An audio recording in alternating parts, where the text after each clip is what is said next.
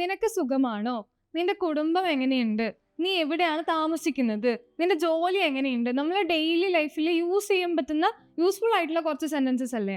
നമുക്ക് എപ്പോഴും നമ്മുടെ ഒരാളുടെ ഫാമിലിനെ കുറിച്ച് അറിയണമെങ്കിലോ അല്ലെങ്കിൽ അവർക്ക് സുഖമാണോ എന്ന് അറിയണമെങ്കിലോ അവരുടെ ബേസിക് ആയിട്ടുള്ള കാര്യങ്ങൾ ചോദിച്ചറിയുമ്പോൾ നമ്മൾ യൂസ് ചെയ്യുന്ന കുറച്ച് സെന്റൻസസ് ആണ്. ഈ സെന്റൻസസിനെ എങ്ങനെ ഇംഗ്ലീഷിലോട്ട് ട്രാൻസ്ലേറ്റ് ചെയ്യാൻ നമുക്ക് നോക്കാം. നിനക്ക് സുഖമാണോ എന്നുള്ളതിന് എന്താ ഇംഗ്ലീഷിൽ നമ്മൾ പറയാ? ഹൗ ആർ യു എന്നാണ്. എല്ലാവർക്കും അറിയായിരിക്കും ഹൗ ആർ യു അല്ലെങ്കിൽ ഹൗ ഡു യു ഡു.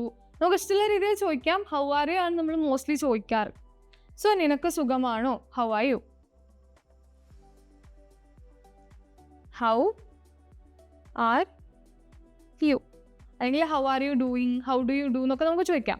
നിന്റെ കുടുംബം എങ്ങനെയുണ്ട് അല്ലെങ്കിൽ നിന്റെ ഫാമിലിക്കൊക്കെ സുഖമാണോ എന്നുള്ള രീതിയിലാണ് കുടുംബം എങ്ങനെയുണ്ടെന്ന് നമ്മൾ ചോദിക്കുന്നത്. വീട്ടിലെല്ലാവർക്കും സുഖമാണോ എന്ന്. അതിന് നമ്മൾ ഇംഗ്ലീഷിൽ എന്താ ചോദിക്കുക? ഹൗ ഈസ് യുവർ ഫാമിലി എന്ന് ചോദിക്കാം. How is your family. വീട്ടിലെല്ലാവർക്കും സുഖമാണോ, വീട്ടിലെല്ലാവർക്കും എങ്ങനെയുണ്ടെന്ന് ചോദിക്കുന്നതിന്.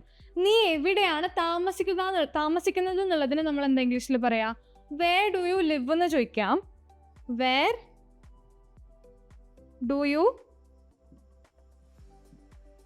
ലിവ് എന്ന് നമുക്ക് ചോദിക്കാം. അതല്ലാതെ ഇപ്പോൾ ഒരാൾ ഒരു പ്രത്യേകത്തെ ഒരു സാഹചര്യത്തിൽ വേറെ എവിടെയെങ്കിലും പോയി തൽക്കാലത്തേക്കാണ് എവിടെയെങ്കിലും താമസിക്കുന്നതെങ്കിൽ നമ്മൾ അവരുടെ അടുത്ത് ചോദിക്കുന്നത് where are you putting up എന്ന് ചോദിക്കാം. Where are you putting up.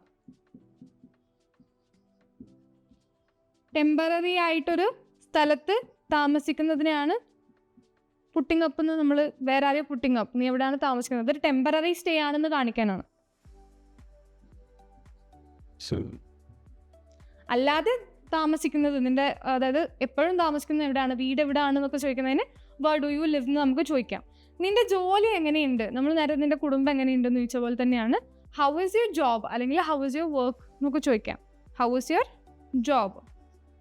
How is your job.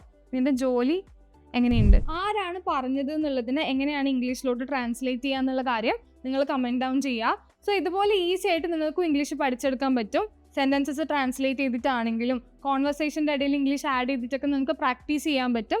ഇതുപോലെ ഈസി ആയിട്ട് നിങ്ങൾക്ക് 1-on-1 കോൺവെർസേഷനിലൂടെയാണ് ഇംഗ്ലീഷ് മിത്രയിൽ നമ്മൾ ക്ലാസ്സസ് പ്രൊവൈഡ് ചെയ്യുന്നത്. നിങ്ങൾക്കൊരു പേഴ്സണൽ ട്രെയിനറായിട്ട് സംസാരിച്ച് കോൺവെർസേഷൻ നടത്തിയിട്ട് നിങ്ങൾക്ക് നിങ്ങളുടെ ഇംഗ്ലീഷ് ബെറ്റർ ആക്കാൻ പറ്റും. സോ കോഴ്സിൽ ജോയിൻ ചെയ്യാൻ താല്പര്യം ഉണ്ടെങ്കിലും കോഴ്സിനെ കുറിച്ച് കൂടുതൽ ഡീറ്റെയിൽസ് അറിയണമെങ്കിലും ഡിസ്ക്രിപ്ഷൻ ബോക്സിൽ കോൺടാക്ട് ഡീറ്റെയിൽസ് കൊടുത്തിട്ടുണ്ട്. അത് ചെക്ക് ചെയ്യുക, കോൺടാക്ട് ചെയ്യാം. Thank you. English Mitra. Stop worrying, start learning.